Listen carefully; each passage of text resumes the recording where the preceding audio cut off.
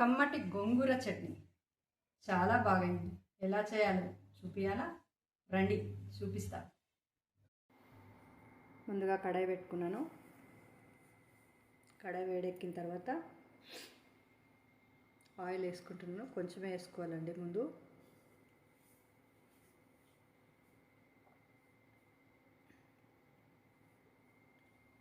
Oil బాగా వేడెక్కిన తర్వాత దీంట్లో జీలకర్ర,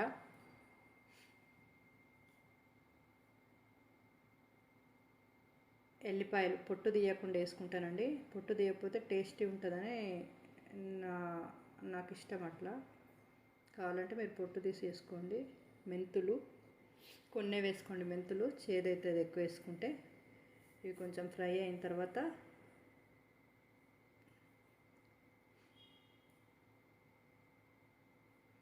పచ్చిమిర్చి మంచిగా కడిగి పెట్టుకున్న ఆల్రెడీ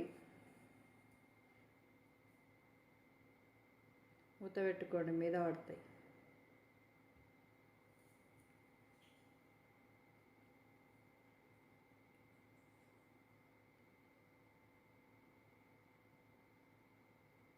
మంచిగా ఫ్రై అయినాయి చూడండి మిర్చి. ఎల్లిపాయలని ఇవి మంచిగా ఫ్రై అయిన తర్వాత ఈ ఎల్లిపాయలని పచ్చిమిర్చిని జార్లోకి తీసుకుంటున్నానండి. రోట్లో రుబ్బుకుంటే గోంగూర చట్నీ చాలా బాగుంటుంది, కానీ నాకు రోలు అవైలబుల్ లేదు, అందుకని చెప్పేసి జార్లో వేస్తున్నాను.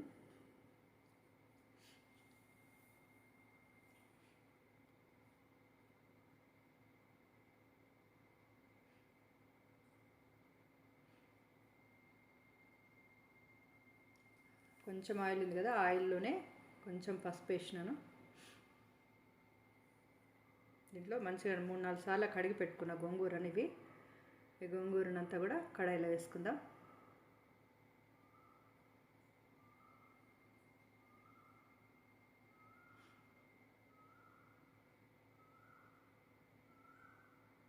బాగా కడుక్కోండి, ఆకుకూర కదా మట్టి ఎక్కువ ఉంటుంది. దీంట్లోనే బాగా కడిగి పెట్టుకున్న కొత్తిమీర కాడలతో సహా వేస్తున్నాను చూడండి. టేస్టీ ఉంటుంది కాడలతోటి. నేను ఎక్కువ గార్నిషింగ్కి వాడను, ఇట్లా అన్నిట్లో ముందే వేసేసుకుంటా, దాని రుచి అంతా దానికి వస్తుందని. దీంట్లో కొంచెం ఉప్పు, దొడ్డుప్పు వేసుకుంటున్నాను. ఉప్పు వేయడం వల్ల తొందరగా ఉడుకుతుంది, ఒకటి కలర్ వచ్చి మంచిగా వస్తుంది. ఉడికిపోయిందండి గోంగూర చూడండి, బాగా దగ్గరకు అయ్యింది.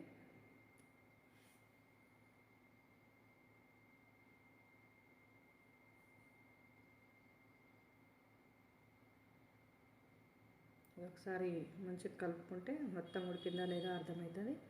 ఉడికిందన్నాక స్టవ్ ఆఫ్ చేసుకుందాం.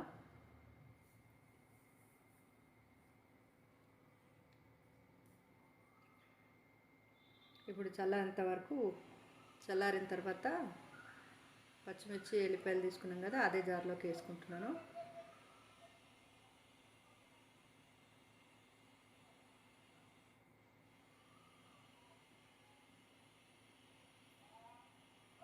ఇది ఒక్కటేసారి ఇట్లా జస్ట్ ఇట్లా తిప్పగానే 1-2 నిమిషాలకే బాగా గ్రైండ్ అయిపోతుంది.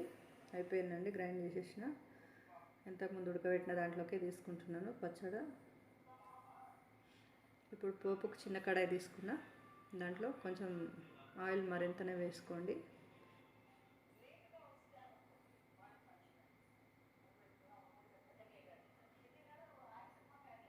నూనె వేడెక్కింది.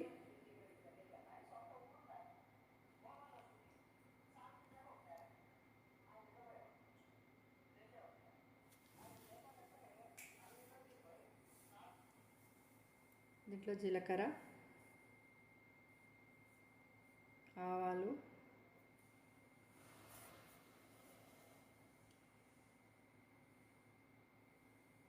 ఎండుమిర్చి,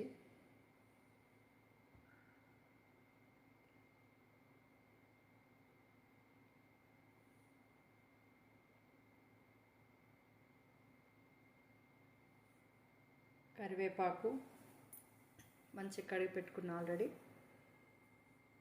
కరివేపాకు చిటపట అంటుంది, మూత పెట్టుకోండి. కరివేపాకుని బాగా ఫ్రై చేస్తేనే తినడానికి కూడా మంచిగా అనిపిస్తుంది అండి. తీసి పడేయకుండా మంచిగా ఫ్రై అయ్యేలాగా వేయించుకోండి కరివేపాకుని. బాగా ఫ్రై అయిపోయింది ఇది. ఇప్పుడు దీంట్లో కొంచెం ఇంగువ,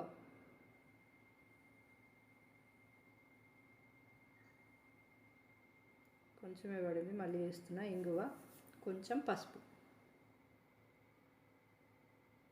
వేసుకున్నాక ఈ పోపుని మొత్తం ఇంతకుముందు తీసుకున్నాం కదా చట్నీలో, ఆ చట్నీలో వేసుకుందాం. దీంట్లో మీకు కావాలంటే మినప్పప్పు, శనగపప్పు అట్లాంటివి కూడా వేసుకోండి.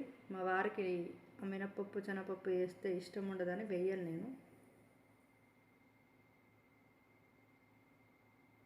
ఇది మంచిగా కలుపుకొని దీంట్లో పొడుగ్గా కట్ చేసుకున్న ఉల్లిపాయలు వేస్తాను. మీరు ఎట్లా కట్ చేసుకొని వేసుకుంటారో కామెంట్లో చెప్పండి. నేను పొడుగ్గా కట్ చేస్తాను. నా గోంగూర చట్నీలో ఉల్లిపాయలు చాలా ఉంటే బాగా ఇష్టం. మీరు కొంచెం వేసుకుంటారా, చాలా వేసుకుంటారా కామెంట్లో చెప్పండి. ట్రై చేస్తారా మరి నా గోంగూర చట్నీని, నా స్టైల్లో గోంగూర చట్నీ. బాయ్.